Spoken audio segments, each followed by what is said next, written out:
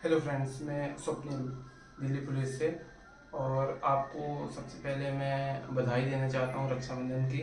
और मैं ये आशा करता हूँ कि आप जब अगली बार रक्षाबंधन मनाएं तो आपके पास दिल्ली पुलिस की एक नौकरी हो जो कि सेंट्रल गवर्नमेंट की है। और मेरा एक फ्रेंड अंकित पूछ रहा था कि दिल्ली पुलिस में वेट का तो कोई इशू नहीं होता, कि अगर ओवर वेट हो तो क्या निकाल देते हैं। तो ये भी बहुत लोगों का कंसर्न है कि क्या वेट हाइट के अकॉर्डिंग लेते हैं या नहीं लेते।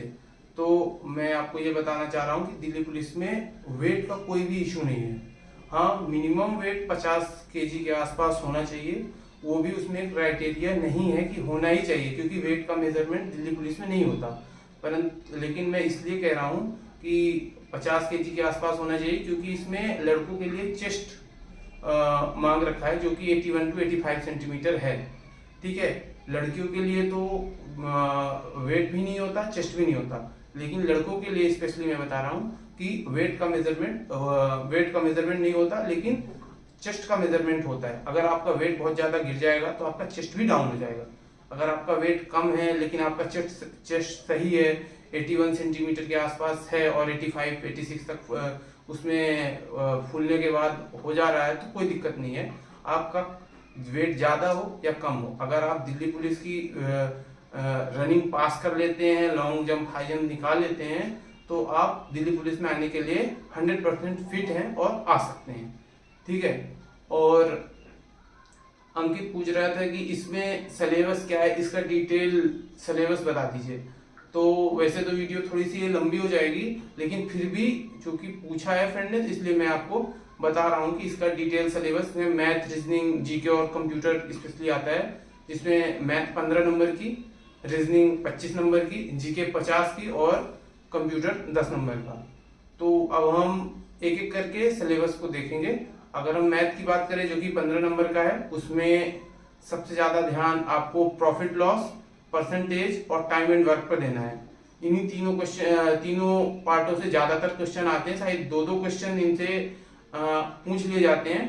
Profit loss, percentage, time and work. उसके अलावा आप time and distance, work and wages और नंबर सिस्टम से आपको उसमें चूंकि 6 पार्ट्स में वो बटा होता है, एलसीएम, एचसीएफ, और पूरे वो 6 पार्ट्स में नंबर सिस्टम बटा होता है, तो उससे 2 से 3 क्वेश्चन या 4 क्वेश्चन तक आ जाते हैं। ठीक है। और इसके अलावा ट्रिग्नोमेट्री नहीं पूछी जाती दिल्ली पुलिस में, और मेंसुरेशन से भी 1 या 2 क्वेश्चन आता है, और ट्रेन से 1 क्वेश्चन आता ही आता है। और इसके अलावा आप स्पीड, टाइम, डिस्टेंस से 1 क्वेश्चन, और एसआईसीआई से 1 क्वेश्चन, दोनों में से एक से 1 क्वेश्चन आता है। और रेशियो एंड प्रोपोर्शन, इससे भी 1 क्वेश्चन। तो अगर आप इनको जोड़ेंगे तो ये 15 से 20 क्वेश्चन के आसपास हो जाएंगे। लेकिन चूंकि ये पेपर शिफ्ट वाइज चलते हैं, तो किसी शिफ्ट में एक पार्ट से आ जाता है, किसी शिफ्ट में दूसरे पार्ट से आ जाता है, तो ये अल्टरनेट चलते रहते हैं। लेकिन ऊपर के जो मैंने बता रहा हूँ, profit loss, percentage, time and work, number system, ठीक है, और मेंसुरेशन, इनसे आपको हर एक हर एक पेपर पे क्वेश्चन देखने को 2-2 क्वेश्चन कम से कम मिलेंगे। ठीक है। तो आप इन पर ज्यादा ध्यान देना। उसके अलावा अगर आप रीजनिंग की बात करें तो रीजनिंग 25 नंबर की है, और मैं ये कहूंगा कि रीजनिंग में टोटल आपको 25 से 26 चैप्टर ही मिलेंगे। तो आप रीजनिंग को पूरी तरह से कंप्लीट कीजिए। रीजनिंग इतनी हार्ड नहीं है जितना आप सोच रहे हैं, रीजनिंग इजी है, आप उसको कर सकते हैं। पर अगर फिर भी आप मेन रूप से पूछे तो मैं आपको बता दूं कि इसमें सिलॉजिस आता है। मिसिंग नंबर के 2 से 3 क्वेश्चन आपको मिल जाएंगे। ऑड वन आउट, उसी में आप मान सकते हैं, जिनमें से एक क्वेश्चन, एक नंबर गलत रहेगा जिसको हमको फाइंड करना रहेगा, कभी मिसिंग नंबर उसी में दे देगा। ठीक, नंबर सीरीज हो गई। उसके अलावा आप एक वाटर इमेज और एक मिरर इमेज, इनसे एक एक क्वेश्चन आता है। किसी शिफ्ट में आता है, किसी शिफ्ट में वाटर इमेज से आ जाएगा, किसी शिफ्ट में मिरर इमेज से आ जाएगा, तो किसी शिफ्ट में दोनों से आ जाएगा। तो आपको ये भी कंप्लीट करना है, बहुत ही नॉर्मल है और इसको आप बहुत जल्दी कंप्लीट कर सकते हैं। इसके अलावा अल्फाबेट टेस्ट आता है, डाइस और कार्ड्स को आप अच्छे से पढ़ लीजिएगा, डाइस से भी आता है और कार्ड से भी आता है। मैं इसमें डिसीजन मेकिंग, जो कथन निष्कर्ष है, इसमें नहीं आता। मैं आपको बता दूं कि इसमें डिसीजन मेकिंग के कोई क्वेश्चन नहीं आते। ठीक है। उसके बाद अगर हम देखें तो कंप्यूटर 10 नंबर का आता है, तो कंप्यूटर में आपको पूरा कंप्यूटर पढ़ने की जरूरत नहीं है कि आप कंप्यूटर की बुक लेके मोटी सी पूरा का पूरा कंप्यूटर पढ़ना शुरू कर दें। आप इसका चैप्टर सिलेबस इसने डिफाइन कर रखा है, पिछले साल से कंप्यूटर इसमें जोड़ा गया है। तो इसमें एमएस वर्ड आता है, एमएस एक्सेल से क्वेश्चन पूछे जाते हैं, एमएस पावर पॉइंट से आता है, और इसके अलावा आप इसके जो शॉर्ट फॉर्म होते हैं उसका डिटेल फॉर्म पूछा जाता है। शॉर्ट फॉर्म में किसी वर्ड को दे देगा और उसका पूछेगा कि इसका डिटेल फॉर्म क्या है, ठीक है। इसके अलावा शॉर्ट की से 2 से 3 क्वेश्चन, 2 क्वेश्चन तो आप मान के चलिए शॉर्ट की से, और 1 क्वेश्चन फॉर्मूला से, 1 से 2 क्वेश्चन आप मान सकते हैं। ये भी शिफ्ट वाइज डिपेंड करता है, किसी शिफ्ट में ज्यादा आ जाते हैं, किसी शिफ्ट में फॉर्मूला से 2 क्वेश्चन आएंगे, किसी में 1 आएंगे, किसी में शॉर्ट की 3 आ जाएंगी, किसी में 1 आएगी। तो इस तरह इसका भी जो एग्जाम का पैटर्न है इस तरह है। तो आप वर्ड, एक्सेल, पावर पॉइंट को और शॉर्ट फॉर्म को कंप्लीट करके चलिएगा। इसके अलावा अगर आप देखेंगे तो थोड़ा सा वायरस के बारे में पढ़ लीजिएगा कि वायरस क्या है, एंटीवायरस क्या है, इन सब चीजों के बारे में आप थोड़ा थोड़ा मतलब पढ़ लीजिएगा, आपको पता होना चाहिए। बाकी कंप्यूटर में जो भी इसकी थोड़ी थोड़ी बेसिक जानकारी है वो आपके पास होनी चाहिए कि माउस क्या है, प्रिंटर क्या है, सॉफ्टवेयर क्या है, हार्डवेयर क्या है, इन सब चीजों के बारे में आपको एटलीस्ट नॉर्मल बेसिक जानकारी होनी चाहिए कि आपको ये पता होना चाहिए कि सॉफ्टवेयर किसको कहते हैं, हार्डवेयर किसको कहते हैं, इन सब चीजों के बारे में आपको जस्ट बेसिक नॉलेज होनी चाहिए, ठीक है। उसके बाद मेन पार्ट है जीके का। जीके 50 नंबर का है और दिल्ली पुलिस में सबसे ज्यादा वेटेज इसी का है, और सिलेक्शन जीके ही करवाता है दिल्ली पुलिस में, ये बात मैं आपको अभी से बता रहा हूँ। तो आप सबसे ज्यादा जीके पर भी फोकस कीजिएगा, क्योंकि ये चैप्टर तो आपने पहले से भी कंप्लीट कर रखे होंगे, लेकिन जीके का पोर्शन ऐसा है जो सबसे ज्यादा वीक होता है लोगों का, ज्यादातर का, स्पेशली मेरा भी वीक था, मैंने खुद से तैयारी की थी, इसलिए मैं आपको बता रहा हूँ कि आप जीके का सबसे स्ट्रॉन्ग करके चलिएगा, क्योंकि 50 नंबर की जीके है, जिसमें से आपको सबसे पहले तो करंट अफेयर्स आएगा, जो कि 1 से 1.5 साल तक का तो आपको कंप्लीट करके चलना ही है। 1 से 1.5 साल का करंट अफेयर्स, क्योंकि इसमें 10 से 12 क्वेश्चन तो आपको करंट अफेयर्स के आने ही आएंगे, ठीक है। 50 नंबर पे 10 से 12 क्वेश्चन करंट अफेयर्स के आएंगे ही आएंगे। और अगर आप 1.5 साल तक का तो आप कंप्लीट करके चलिएगा ही। उसके अलावा आप लूसेंट जीके देख सकते हैं, जो मेरे हिसाब से सबने जो भी तैयारी कर रखा होगा सबने पढ़ रखी होगी, उसको एक बार डिटेल से फिर से पढ़ लीजिएगा, पूरा कॉन्स्टिट्यूशन पढ़ लीजिएगा, उसमें ज्योग्राफी पूरा कंप्लीट कर लीजिएगा। ज्योग्राफी से भी 2 से 3 क्वेश्चन आपको मिलेंगे और लूसेंट से ही मिलेंगे, मैं आपको अभी से गारंटी से कह रहा हूँ। और साइंस का देख लीजिएगा, साइंस में साइंस की लूसेंट साइंस की एक बुक आती है, उसमें बायो, केमिस्ट्री, फिजिक्स, तो इनमें से अगर आप बायो और फिजिक्स को तो आपको कंप्लीट करना ही है, क्योंकि फिजिक्स में ज्यादातर क्वेश्चन उसके एग्जाम्पल से पूछता है और बायो में उसके अंदर से पूछता है। तो आपको जीके के अंदर जो ये साइंस का पार्ट है, इसमें आपको बायो और फिजिक्स कंप्लीट करना है, साथ में केमिस्ट्री को भी आप लेके चलिए, क्योंकि ये सबसे स्ट्रॉन्ग पॉइंट होता है। साइंस से भी आपको कम से कम 10 से 15 क्वेश्चन मिलेंगे, 10 से 12 क्वेश्चन के आसपास तो आपको मिलेंगे ही मिलेंगे साइंस से। किसी में 5 क्वेश्चन 4 क्वेश्चन ज्यादा हो जाता है वेटेज, किसी में कम हो जाता है। इसके अलावा अगर आप स्टैटिक जीके का पार्ट देखेंगे, वो भी एक काफी लंबा चौड़ा पार्ट है, उसमें भी आपको 15 से 20 टॉपिक कंप्लीट करना पड़ेगा। और हर एक, आप ये मत सोचिए कि आपको 20 से 25 टॉपिक कंप्लीट करना है, आपको हर एक टॉपिक से एक क्वेश्चन ही देखने को मिलेगा, किसी एक टॉपिक से आपको 10 क्वेश्चन देखने को नहीं मिलेंगे।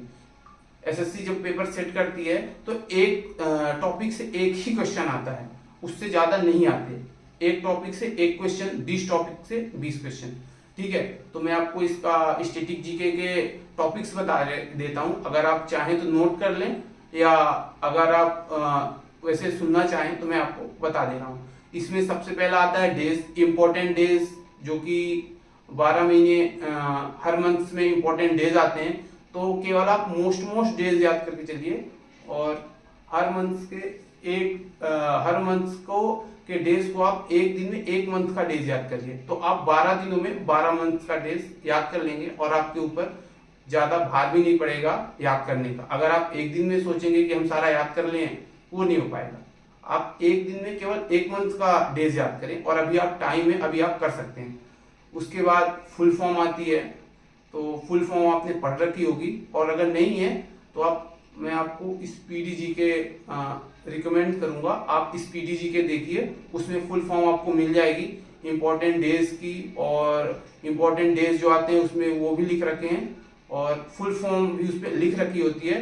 स्पीडी जीके मैं पढ़ता था, इसलिए मैं आपको स्पीडी जीके सजेस्ट कर रहा हूँ। उसके अलावा जो भी इंडिया में इंपॉर्टेंट टेम्पल है, हर स्टेट में 1 से 2 टेम्पल ही है, तो आप उन टेम्पलों को जरूर याद कीजिएगा। फिर फेस्टिवल है, ठीक है, तो north India to south India जो भी इंपॉर्टेंट फेस्टिवल होते हैं, जैसे आपको होली, दीपावली और ये ऐसे फेस्टिवल नहीं, जो इम्पोर्टेंट फेस्टिवल होते हैं, जैसे ओणम हो गया और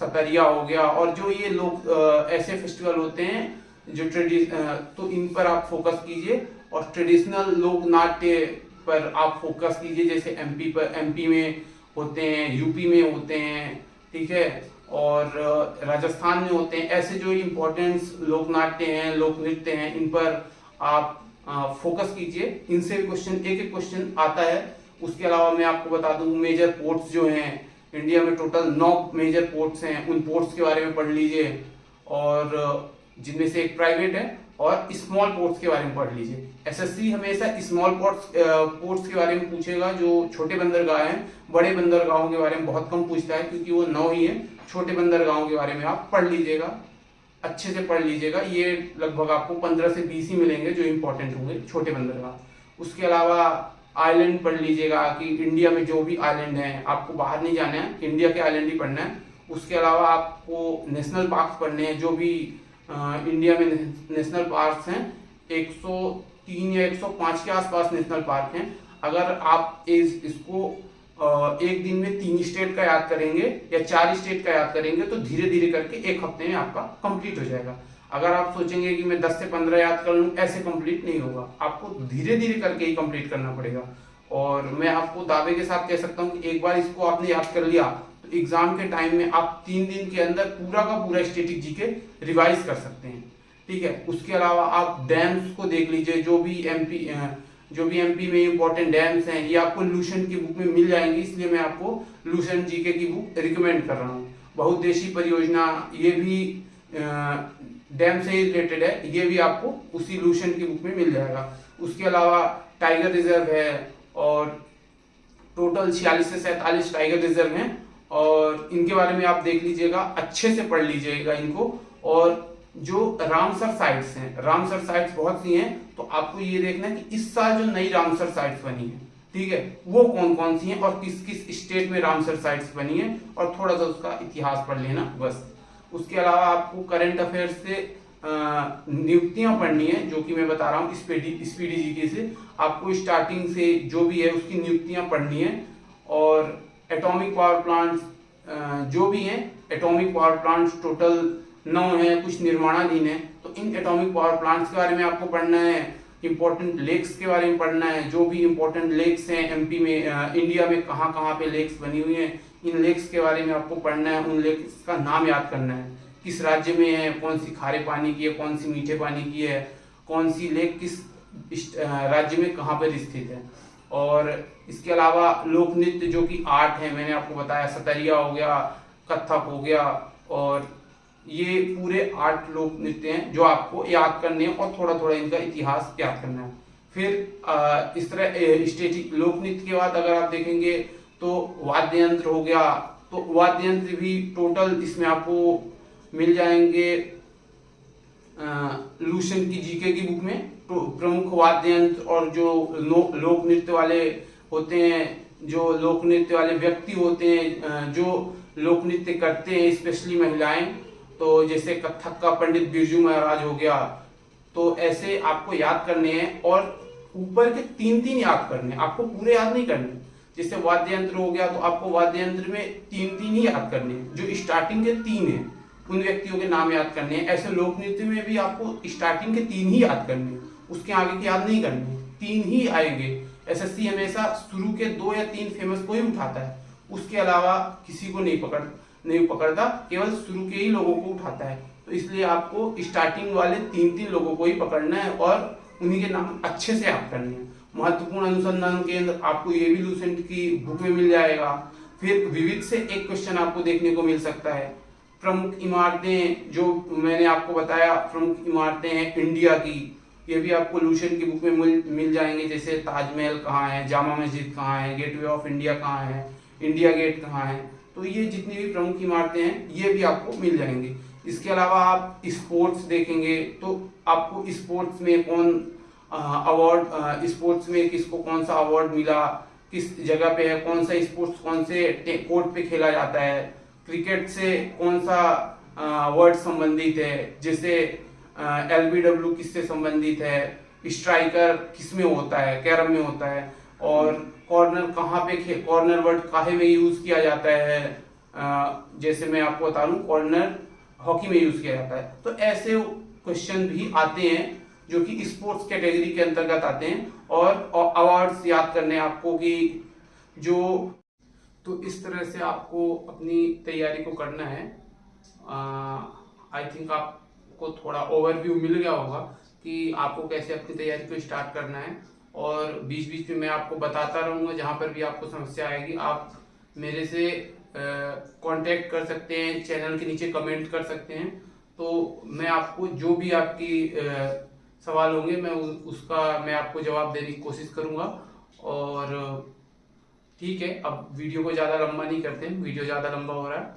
ठीक है, तो थैंक यू, और मेरे चैनल को सब्सक्राइब जरूर कीजिएगा, लाइक कीजिएगा और अपने दोस्तों के साथ शेयर कीजिएगा।